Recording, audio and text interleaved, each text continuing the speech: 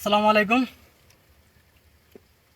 বৃষ্টির শেষ সিজনে আর শীতের শুরুতে এমত অবস্থায় আপনারা কি কি সবজি রোপণ করতে পারবেন, এটা অনেকে জানতে চেয়েছেন।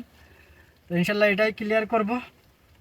বৃষ্টির শেষে এবং শীতের শুরুতে আসছে আপনারা টমেটো রোপণ করতে পারেন, লাউ রোপণ করতে পারেন, সিম রোপণ করতে পারেন। এমনকি সব ধরনের যে কপিগুলো আছে, ফুলকপি, বাঁধাকপি, বিটকপি বা রুট, আপনারা বিটকপি বা হচ্ছে ওলকপি, এছাড়া শশা। এখন সবথেকে বড় কথা হচ্ছে আপনার সব ধরনের সবজি 12 মাসই চাষ হয়। তারপরেও আপনার কিছু কিছু সবজি আছে যেগুলো সিজনে অনেক ভালো হয়।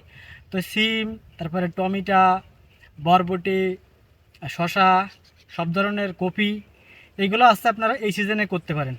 এছাড়া আছে আপনার যদি কিছু ফরেন কান্ট্রির সবজির কথা বলি, সেক্ষেত্রে হচ্ছে আপনার সবজি বা ফল, সেটা হচ্ছে স্ট্রবেরি আছে, তারপরে হচ্ছে আপনার ক্যাপসিকাম আছে, আহ, এই যে তো আরও আপনার হচ্ছে লেটুস পাতা আছে। এই যে তো আরও অনেক কিছু করতে পারেন, বাট সেগুলো আমি যখন কথা বলতেছি আরও 15-20 দিন পরে করলে হয়। সেপ্টেম্বরের লাস্টের দিকে যদি করেন সেক্ষেত্রে বেশি ভালো হয়, বা সেপ্টেম্বরের 20 তারিখ বা 15 তারিখে এই সময়। বাট এখন যখন আপনারা ভিডিও শুনবেন তখন যে কোনো এই যে আমি যেগুলোর কথা বলছি এগুলো চাইলে আপনারা এখন করতে পারেন আর কি। মিষ্টি কুমড়াটাও করতে পারেন, তবে এটা হয়তো একটু লেট হবে, এটা না করাই ভালো। তারপরেও আপনারা এখন 12 মাসই সব সবজি চাষ হয়। আর তার থেকে বড় কথা, যে এলাকায় শীত কম বেশি আছে এগুলার উপর নির্ভর করে অনেক কিছু চাষ হয়।